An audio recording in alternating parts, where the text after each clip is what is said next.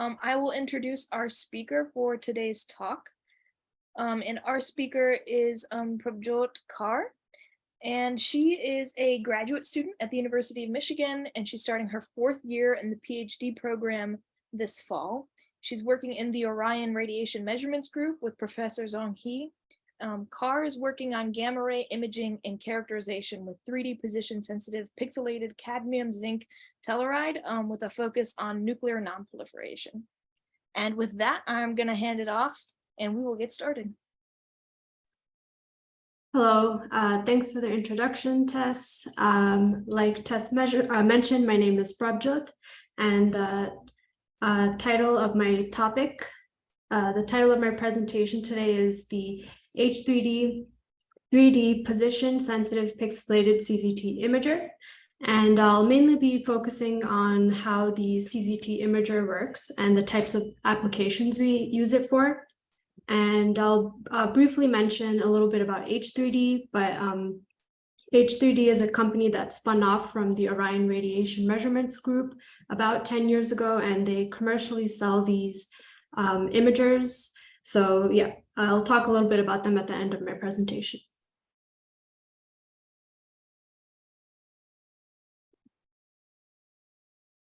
So just a quick outline of my presentation today. I'll start off with a little bit of motivation and talk about why we use CZT as a gamma ray imager. And then I'll go through a brief introduction about how the detector works. I'll talk about the imaging methods we use with this detector, and I'll go through some of our imaging applications before I end with mentioning the types of products that H3D sells. So the first thing I'd like to talk about is why cadmium zinc telluride, or CZT. So in general, there are 3 types of materials. We have insulators, semiconductors, and metals. And each of these materials have a valence band and a conduction band. The valence band is where we have the bound electrons, and the conduction band is where we have free electrons. And in order for a material to conduct electricity, electrons have to flow from the valence to the conduction band. And if we look at insulators, we see that there's this large gap between the valence and the conduction band. This means that electrons need a significant amount of energy before they can make the jump from the valence to the conduction band. And this is why insulators are not good conductors of electricity. If we look at semiconductors, we see that they also have this gap. However, this gap is much smaller. The band gap energy is about 0.1 to 3 eV. So electrons, given enough energy, can move from the valence to the conduction band and then generate a signal that we can look at. And in metals, the valence and the conduction band are overlapped. The electrons need basically no energy to make the jump, and this is why metals are good conductors of electricity. So CZT is a type of semiconductor material. It's what we call a wide bandgap semiconductor because the bandgap energy is 2 eV, which is at the upper end of this range of bandgap energies for semiconductors. And the one advantage of having a wide bandgap semiconductor is, if you can imagine, electrons will have some thermal energy. And if they have enough thermal energy, then they can, with that energy, they can randomly jump from the valence to the conduction band. And this would lead to random signals being generated, which is something that we would not want when using a material as a gamma ray detector. So because we have this wide band gap, we can avoid any excitations, any thermal excitations. And this is, if we look at other types of semiconductor materials, such as high purity germanium, which is sort of the gold standard when it comes to semiconductor detectors, they have, those types of materials have a smaller band gap. So they're prone to these thermal excitations. So in a material like high purity germanium, in order to operate as a gamma ray detector, they need to cryogenically cool the material down so we don't see any thermal excitations. But since CZT has a wide band gap, this allows for it to operate at room temperature, which is a big advantage if we don't need to do any cooling to our material. And just I'll briefly mention it here. Since gamma rays themselves don't have any charge, we need them to generate some charge in the semiconductor material, and that's how we will determine how much energy they're depositing. So once a gamma ray is incident in a semiconductor material like CZT, it'll generate these electron hole pairs in the conduction and valence band, and then we can use these charges to determine how much energy the gamma ray is depositing. CZT also has a high stopping power for gamma rays. It has an atomic number that is roughly equal to 50. So if we look at this plot here on the right, on the y-axis, we have atomic number, and on the x-axis, we have energy. And this plot basically tells us based on the atomic number, and what regimes of energy, what effects are going to be dominant in different energy ranges. So we can see that if the atomic number is roughly 50, we'll see the photoelectric effect being dominant up to 300 keV. And then between 300 keV and 6 MeV, we'll see Compton effect, the Compton effect being the dominant effect. After that, pair production will be the most dominant effect. So this high stopping power allows us to use a smaller detector area. So compared to other materials that have a smaller Z number, in order for them to capture an event where we have Compton scattering and photoelectric absorption after, they might need a larger detector array. But since CZT has a high stopping power for gamma, all of those interactions can take place in a small crystal volume. So the crystals that we use in our research group are usually 2 by 2 by 1.5 centimeters large. And then with our CZT detectors, we have the detector pixelated. So this allows for 3D detection of each gamma ray interaction within the detector and makes imaging, this is what makes imaging possible for us. So here I have a schematic of one CZT crystal. So we have a planar cathode here and a pixelated anode. Our anode has 121 pixels. So if a gamma ray interacts within the detector, we can look at the pixel trigger to get the XY location of that gamma ray interaction. And we can look at techniques such as the cathode anode ratio to determine the depth of interaction. So now I'll give a brief intro into how the detector itself works. So like I mentioned, if we have a gamma ray that is incident on our detector, it'll generate many electron hole pairs. Once these electron hole pairs are generated, they will drift due to the electric field we apply across the detector. So in this schematic here, we have the cathode on one side and we have the pixelated anodes on the other side. And then we'll have electron hole pairs generated, and we'll sense the drift of the electrons towards the pixelated anode. And our detector relies just on the signal from the electrons, since the holes move much slower than electrons in CZT. So as you can see here, as the electrons drift towards the anode, this movement of the charge is going to cause a variation of induced charge on these electrodes here, and that's the signal we'll collect. So I'll show that again. We have electrons drifting, and then we generate this signal down here. The red signal is the signal generated on the pixelated anodes due to the drift, and then the blue signal is the signal generated on the cathode. And then we'll look at the charge induced on each of the electrodes, and then using a charge sensing amplifier, we'll convert this induced charge into a voltage pulse. And ideally, the height of the voltage pulse, or the amplitude of the voltage pulse, is proportional to the energy that the gamma ray deposited in the detector. So again, I mentioned we'll have some energy deposited in the detector, which will generate charge. The charge will drift. it'll go through a charge sensing amplifier, which converts the induced charge to a voltage pulse. And then the next step is we put this through an analog to digital converter, and we generate these waveforms. Once we have these waveforms, we process the digitized waveforms and do filtering. And at the end of this flow, we can get the energy, XYZ position of the energy and the XYZ position of each interaction that took place within the detector.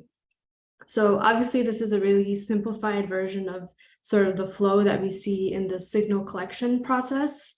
I'd like to point out that just this step here where we do the charge amplification, our group has worked to create its own ASIC that does this step here. And some of the advantages of having your own ASIC is that we can customize the ASIC to work with our pixelated detectors.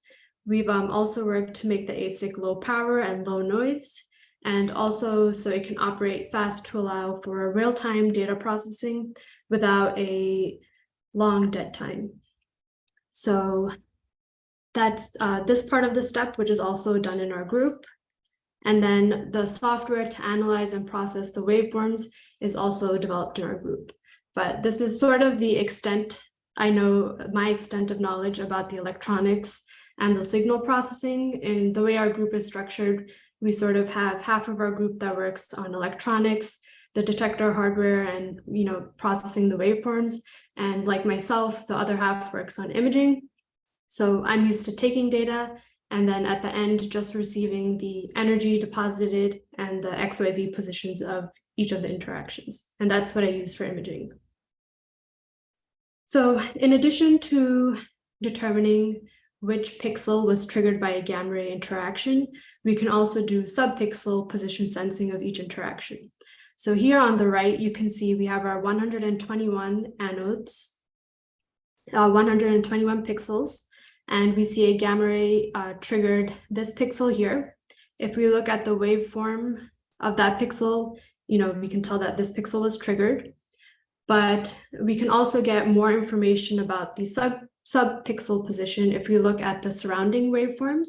So if we compare the right waveform to the pixel to the left, the waveform of that pixel, we see that this interaction took place more to the right in the pixel.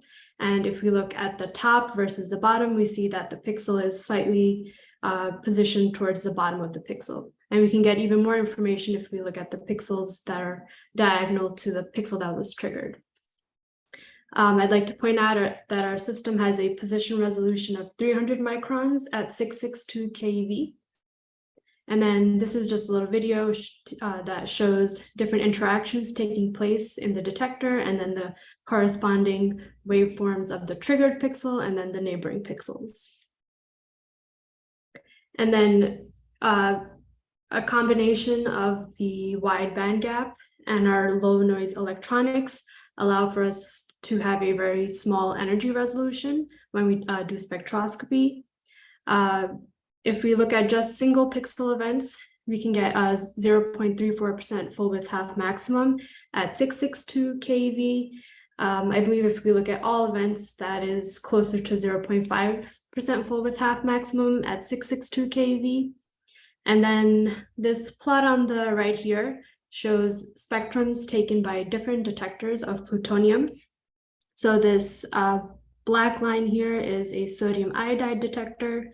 The pink line is lanthanum bromide. The green line is a detector, CZT detector, commercially sold by H3D, but they have currently analog circuitry and not digital circuitry. So we can compare the resolution provided by the H3 detector to a CZT detector that we use in our research group, which is shown by this red line here.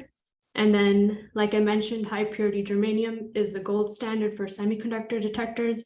And we can see that resolution in this blue line over here.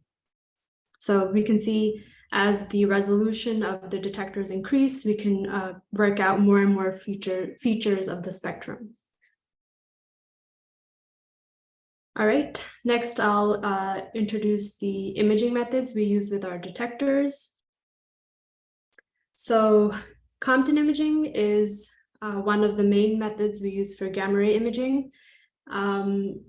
So like I mentioned, our 3D position sensitive detector gives us some information about each radiation matter interaction that takes place in the detector. More specifically, we get the XYZ position of each interaction in millimeters, and then we get the energy deposited in EV by that interaction. So on the bottom left, you can imagine we have a 3x3 array of CZT crystals, and we have some source in the area around the detector. Let's say this source emits a gamma ray, which is incident on the detector and interacts via Compton scattering, and then continues to move until it interacts again in the detector via photoelectric absorption, where it deposits the rest of its energy. So the first step in Compton imaging is basically drawing a line from the second interaction position through the first interaction position, and this line should go out into the imaging space.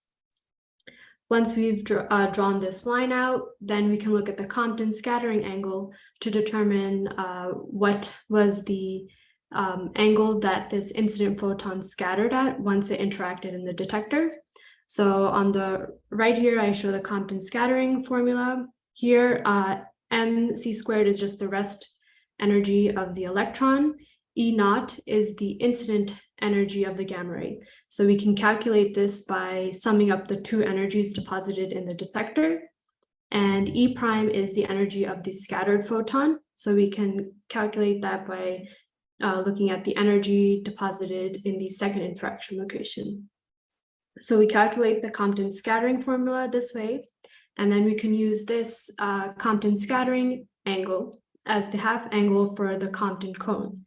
And if you have a good position and energy resolution in your detector, then your source should lie somewhere along this Compton ring. So I have a little animation to show this in experiment. So this is a Compton ring generated on the 4-pi imaging space after just one photon being processed.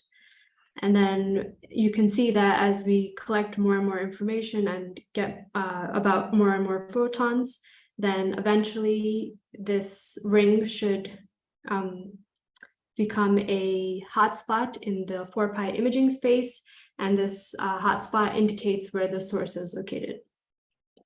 One thing I'd like to point out is earlier I showed that Compton scattering is the dominant gamma matter interaction between 300 keV and up to 6 MeV in CZT. So in order for us to do Compton imaging, the photons have to be in that range. But if we have photons that are less than 300 keV, then we can use something called coated aperture imaging to determine where the source is located. So you can imagine if we have some source that's emitting gamma rays, and the gamma ray is directly incident on the detector. If the energy is low enough, it'll go through photoelectric absorption and deposit all of its energy in the interaction location. Now let's say we have the same photon coming in, but this time between the gamma ray source and the detector, we put a material like tungsten. Since these photons are of energy lower than 300 keV, they'll be stopped by the tungsten material in between the source and detector. So that's basically in that idea. And if you're familiar with pinhole imaging, it's basically the same concept. We generate this mask here that has many closed and open elements.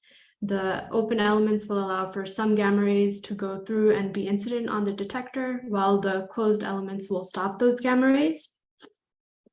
And if you imagine we have a gamma ray source, this mask, and then our detector, as the gamma ray source emits many photons and those photons go through the mask, we'll basically generate a shadow of the mask on the detector itself.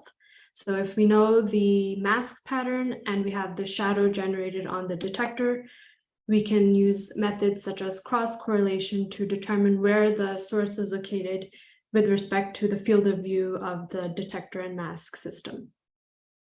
So here you can see as we collect more and more events inside the detector, we can end up with a hotspot that indicates where the source is located. We can also do something called time-encoded aperture imaging, and basically we have the same type of mask here, but now we've put it on a stepper motor. So instead of the detector seeing the whole mask at once, we basically roster this mask through step by step. So the detector is only seeing a part of the mask at a time, and this helps to eliminate any artifacts in the image and also smooth out the image.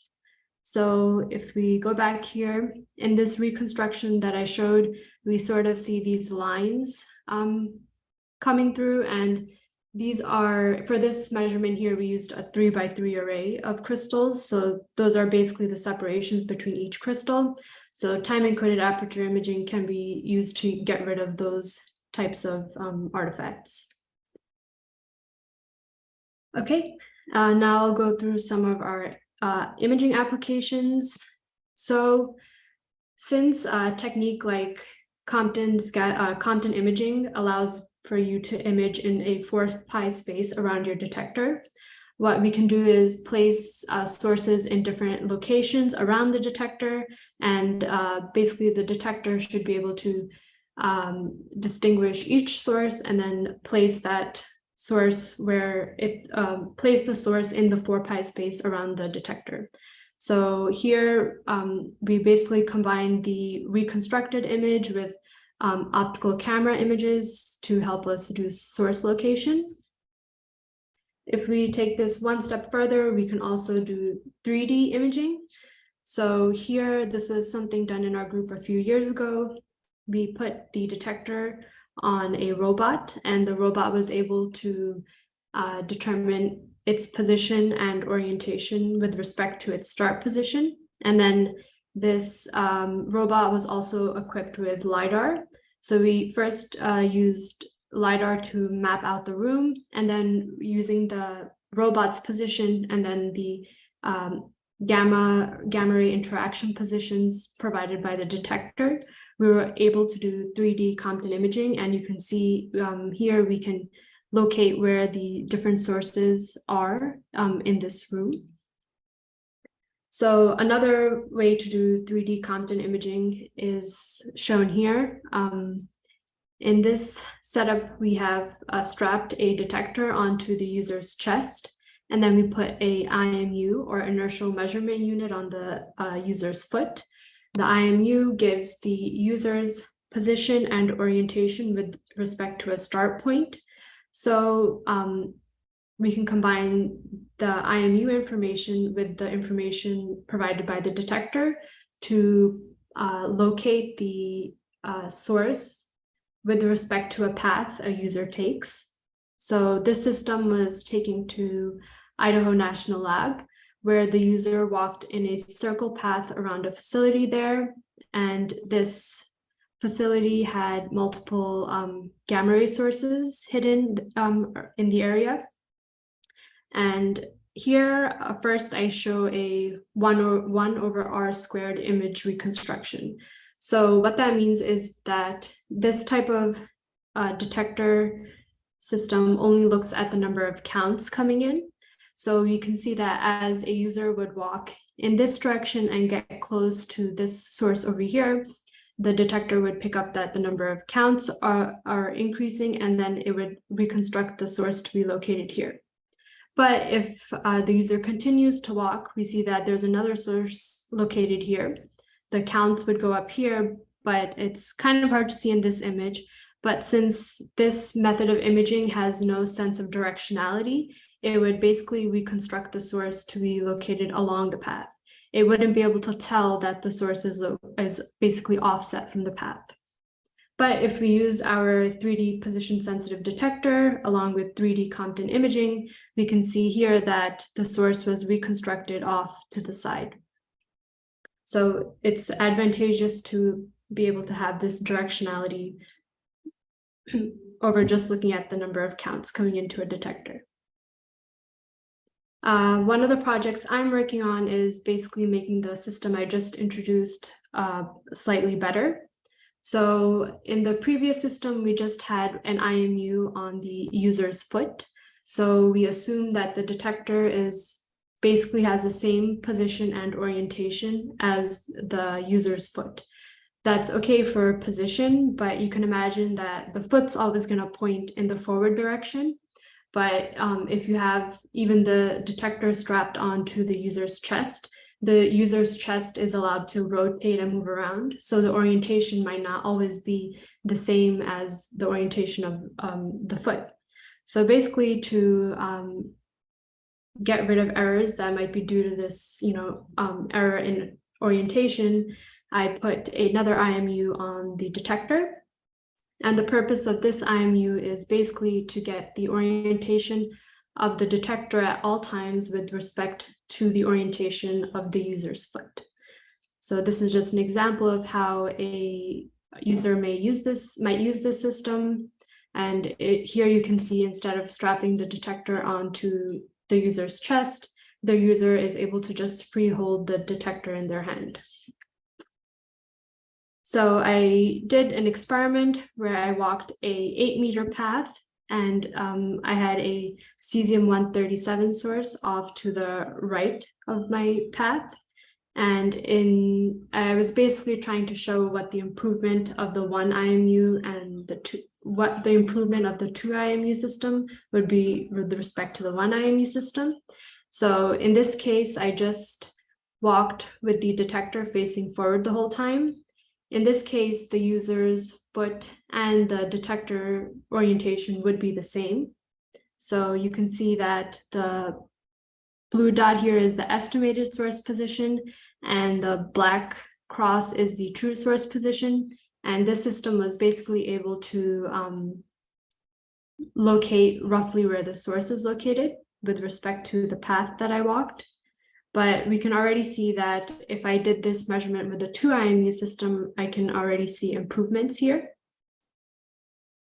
And then I did another measurement where at first I started with the detector facing forward, but then sometime during the measurement, I rotated the detector by 90 degrees and I kept it there for the rest of the measurement. So you can see that with respect to the detector, the source is behind the detector now. And then in the 1 IMU system, since it's not aware that I rotated the detector during the measurement, it would reconstruct the source to be behind the detector, which is what you see here with this blue dot. Again, this is where the detector estimated the source to be, while the true source location is down here. And once I did this measurement with the 2 IMU system, you can see that I have a much better estimated source position, though there are still some issues with this system that I'm currently working out. And basically the idea is we want to be able to create a system where a user who might be walking into a room that has a radioactive source, and the user is trying to locate the source. So as the user walks around the room and the detector collects more statistics as they walk around, hopefully the detector system could point the user in the direction of where the source is located. Another application that we use our detectors for in the past has been special nuclear material imaging. So here we have some MOX fuel pins, and we use the time-encoded imaging system that I showed a few slides ago to image these fuel pins. And these fuel pins are about 1 centimeter wide, and you can see that the system has resolved the features of the fuel pins pretty well. This was also special nuclear material imaging. We went into a facility where they had this sphere shaped, they had this sphere with many triangles on it. So the triangles were positioned like this, and basically inside the triangles was a felt material, and plutonium was uniformly laid out on these on the felt. So they expected each triangle to look like this triangle here with the uniform distribution of plutonium.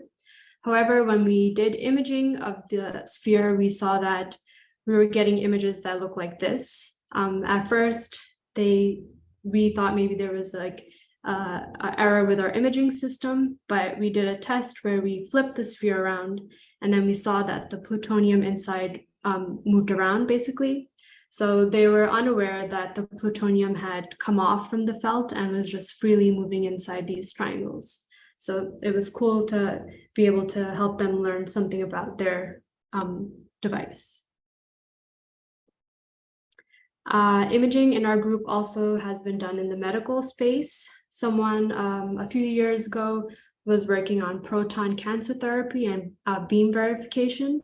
So protons are used for cancer therapy because as protons travel through the body, they deposit most of their energy at the end of their track. So you can imagine if you're trying to irradiate a tumor in somebody's body, if you can get the proton beam to go towards the tumor, it won't really deposit much of its energy along its path, but it'll deposit all of its energy at the end where the tumor is located. One important thing when doing proton cancer therapy is that you basically want to be able to verify that the proton beam is hitting the tumor and not hitting any healthy tissue along its way. So as the proton beam travels through the body and tissue, it can excite and split nuclei, which can lead to the emission of gamma rays.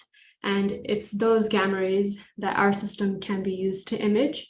And this is helpful because if we can look at the gamma rays that are emitted along the proton's path, we can verify what the path that the proton is taking, and we can then provide this information to a medical specialist that can confirm, okay, the path looks correct and the proton beam is indeed hitting the tumor and not any healthy tissue. Also, a lab mate of mine is working on using our systems to do simultaneous PET and SPECT imaging. So here we have a detector, we have a coated aperture mask, and this is the rat that they used to do the experiments at the hospital. And then we have another mask and a detector. And they, in this setup, are trying to do PET imaging and SPECT imaging at the same time. They use coincidence imaging for the PET scans, and then they use coated aperture imaging for the SPECT scans. And then this is a scan of the rat's spine that was generated through SPECT. And then this is a image of the rat's heart that was imaged through PET imaging. And now I'll briefly talk about H3D. So like I mentioned, H3D spun off from the Orion Radiation Measurements Group about 10 years ago. They commercially sell CZT detectors and the software that goes along with the detectors for various applications, such as nuclear power plants. They sell detectors for emergency response, defense and homeland security, nuclear waste management, and medical imaging. These are just a few detectors that I took off from their website basically. And these two detectors are some imagers that they sell. So just looking at some of the specifications here, we can see that this detector provides energy resolution less than 1.1% at 662 keV. The weight is about 7 pounds compared to this detector here. So we can see the weight is 25 pounds. That's because this detector has a tungsten mask in it to do coated aperture imaging, where this mask only relies on Compton imaging. And then this other detector was interesting to me because they've been able to get the weight down to 1 pound. So this was more, I think, is more of a customizable version. You can add imaging capabilities if you want. You can add basically a battery pack if you want. So based on your application, you can kind of customize this detector to how you want. We can see that the startup times are a lot less. And again, these work at room temperature and don't require any cryogenic cooling like high purity germanium. But these are just some of the detectors they sell. I encourage you to check out their website if you're more interested about what H3D does. And with that, I would conclude my talk and we'll take any questions if you guys have any. Well, thank you very much. Yeah, we have a few questions in our chat. First, it's about the detection schematic. Is ADC similar to MCA? Um, for as far as I know, ADC just converts the analog signals to digital signals so we can get a digitized waveform. So I would think it would have some similarities with MCA, but that's sort of my extent of knowledge about that. Perfect. Our next question is for the H3D ASIC. What does the low power characteristic do for you? Does that allow for low noise? Okay, so like I showed in the slide with the detectors that H3D sells, so basically, like I said, it's really cool that this detector is just about a 1 pound, but if your detector requires a lot of power, then you basically have to supply that power, and the larger the amount of power that makes like the battery pack that you use to supply the battery the power to the detector also larger. So it's important to keep the power low because that kind of gets rid of some mass that's related to the battery. Yeah. All right, our next question is earlier in the lecture, we were shown a robot outfitted to image a complicated room. Was it just a demonstration, or are you hoping that Compton imaging may have advantages over laser scanning?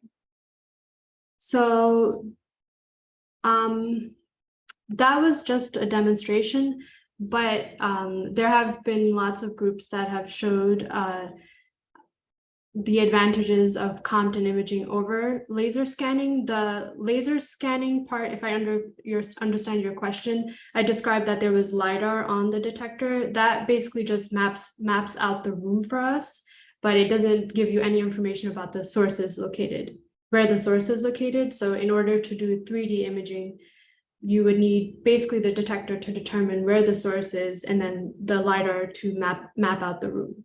You wouldn't be able to do the laser, you wouldn't be able to like locate the source without the detector and with just the laser. All right, our next question, have you considered the source detection experiment with a moving source? If so, what are the results? I believe there has been work done with a moving source, but I'd have to look more into that. I believe it is possible though, but yeah, sorry, I'd have to look more into that.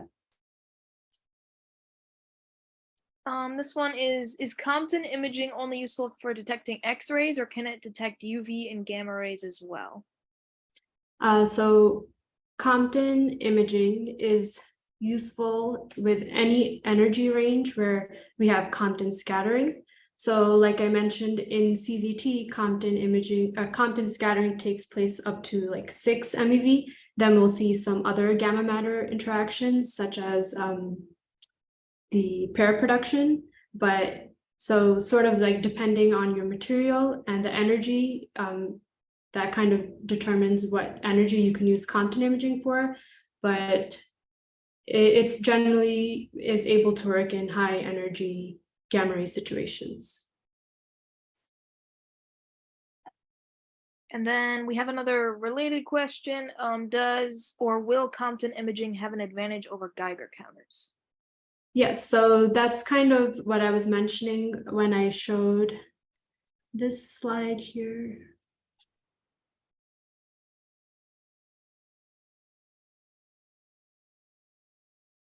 So this slide here, the 1/r squared reconstruction, so that basically looks at the number of counts coming in. So if you have a Geiger counter, once you get closer to a source, basically it alerts you because the number of counts went up. So in this case, where the source was located over the path, basically, both the if we looked at just the number of counts, it also increased when the user got close to the source. And then with 3D Compton imaging, you can also determine where the source is in this situation. But if you look at a situation like this, where the source is to the side of the path, if we use a Geiger counter as you walk this way, the number of counts would increase. So we know that the source is nearby, but the Geiger counter would just tell you that the source is located here along your path. It wouldn't have any way of telling you if it's to the side, to the right, or to the left. So that's where Compton imaging, since it has that directionality capability, since it can image in 4 pi, it can tell you where the source is located around you. It doesn't just look at the number of counts coming in, but it tells you like exactly which direction those counts are coming from. So in that sense, Compton imaging, it does have advantages over just a Geiger counter. Our next question, what does the IMU system mean? IMU stands for Inertial Measurement Unit. And basically inside the IMU, there are devices that give you your position and orientation. So they have an accelerometer and a gyroscope in there. And the idea is that from the point where you start the IMU, if you walk and turn, it can tell you, the direction you walked in and the orientation you're facing with respect to that start position. This next question is, what are the effects of temperature on the efficiency of the CZT detector? So that's currently something that one of my lab mates is doing research on. We do see that the efficiency does degrade at very high or lower temperatures. So she's currently working on figuring out, what characteristics of the crystal itself that changes and how that affects our electronics, and basically trying to account for those changes in the system, and we're making our detector so it can operate at extreme lows or extreme high temperatures. This next question, is the 6 MeV figure actually the threshold, or is there another figure where the detection statistics begin to degrade? So the 6 MeV figure, the figure that I showed, that's just telling us the area, the energy range that Compton scattering takes place based on the atomic number. But if you look at the entire system, we have our crystal, but we have our electronics. So in addition to the range that CZT allows for Compton scattering, we also have to look at our noise, our electronics. So if we get, let's say, a large flood of gamma rays, that might overwhelm or saturate the system. So we might see a longer dead time and not be able to pick up some of the Compton scatterings. So I would say, yeah, there are other factors that go into determining up to what energies we can determine image via Compton imaging. All right, and this next question, what does a diamond detector that has a band gap of 5.5 eV mean, and its similarities with the CZT that has about 2 eV band gap? I don't think I can answer that question. I'm not sure what you mean by diamond detector. Yeah. Not sure, diamond grade or a detector made out of diamond. Not sure. Yeah, you can send in the chat clarification. We'll move on to the next question for now. But what does ASIC stand for, and is it the charge preamp? So ASIC is just a general term. It's an application-specific integrated circuit, and you can basically design your ASIC to do what sort of digital process that you want for your system. So in our case, we are trying to do charge pre-amplification. We're trying to convert the induced charge to a voltage pulse.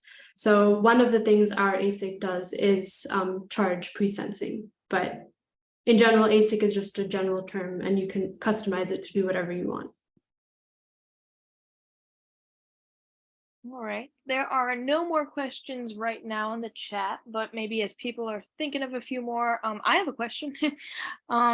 When you are like deciding your search path, how do you, is there an algorithm based off of like count rates as you go that you do to choose your search path, or how do you go about that process? So that's basically the next step in my research. So I've shown that we can use this system to determine where the source is located in a 3D space.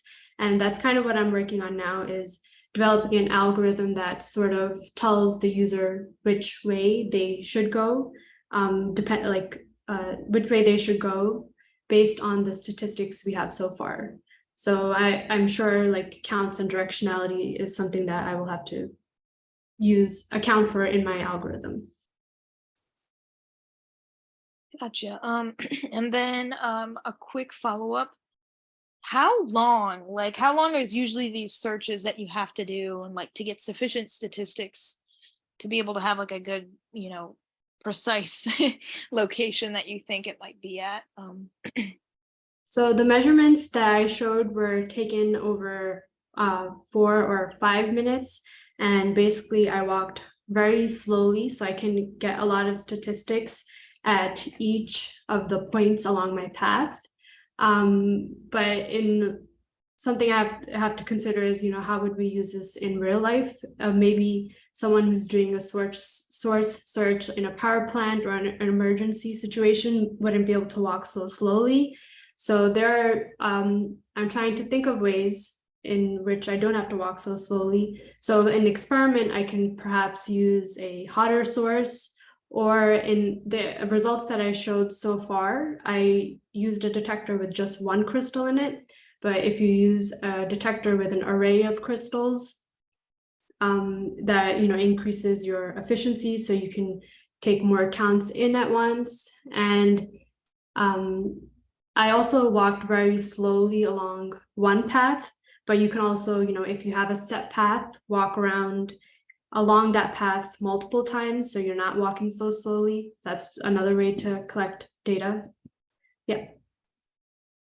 We have another question in the chat. Will the system be able to determine multiple sources along your path of walk? Say you have another source on the left. Yes, so the system that I use right now does imaging via Compton imaging. And if you remember, like I mentioned, that Compton imaging allows you to image in a 4-pi space. So it can distinguish different sources that are located all around the detector. So it should be able to image if there's multiple sources.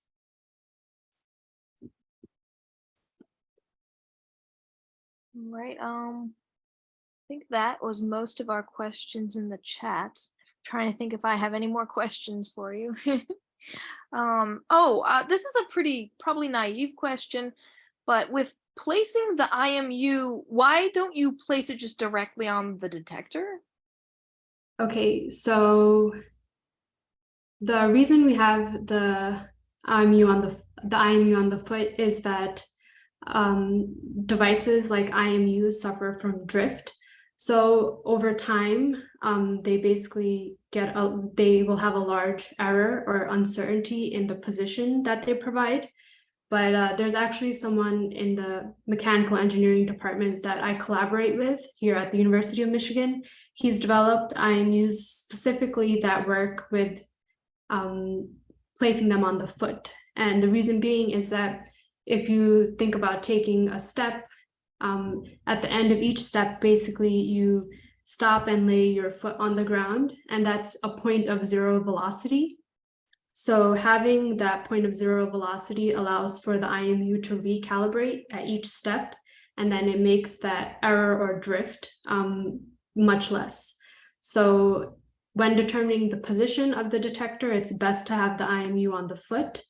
And then we assume that if I'm holding the detector over my foot, the detector position and the foot position is the same. But with orientation, we don't really need that. We really can't account for the drift if we put the IMU on the foot. The orientation error is also minimized, but there's no way for me to minimize the error when I put it on the detector. But by putting it on the foot, I do have the advantage that it recalibrates at each footstep and makes the error much less. Gotcha. That makes total sense now that you explain it. Yeah, hopefully it was a good explanation. Sure. I think that might be most of our questions. We might just give it a few more minutes if people have any more questions in the chat. But if you are willing to provide any contact information, if people have questions maybe that they think of that they'd like to ask you about after this presentation is done, I think that would be great to provide with people right now. Yep, I have my email at the end. Oh yeah, perfect. I'm just gonna pop that in the chat real quick.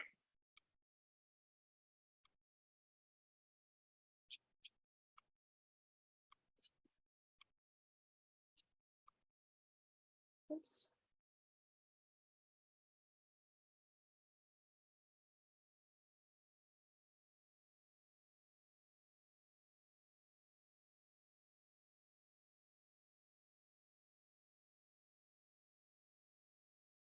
We have another question here.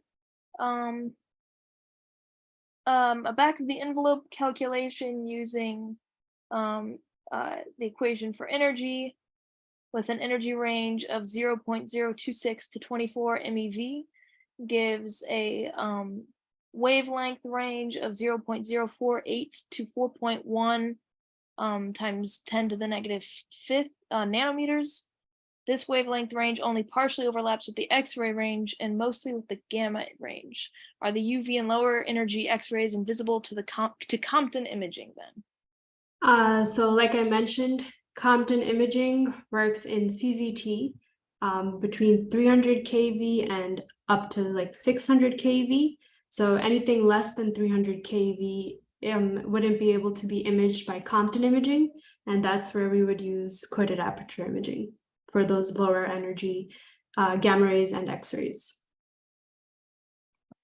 Perfect, thank you.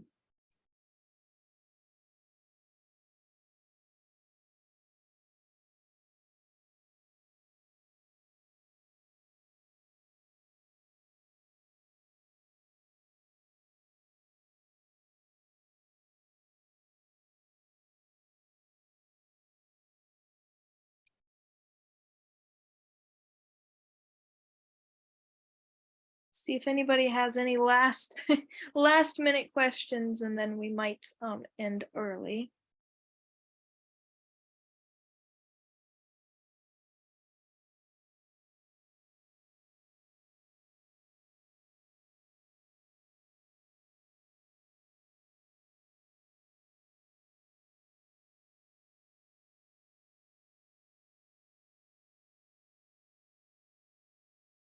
All right, well, if there are no further questions, you have Prabjot's email, so please feel free to reach out. And thank you very much for the talk. It was excellent. No problem. Thank you for attending. Great questions.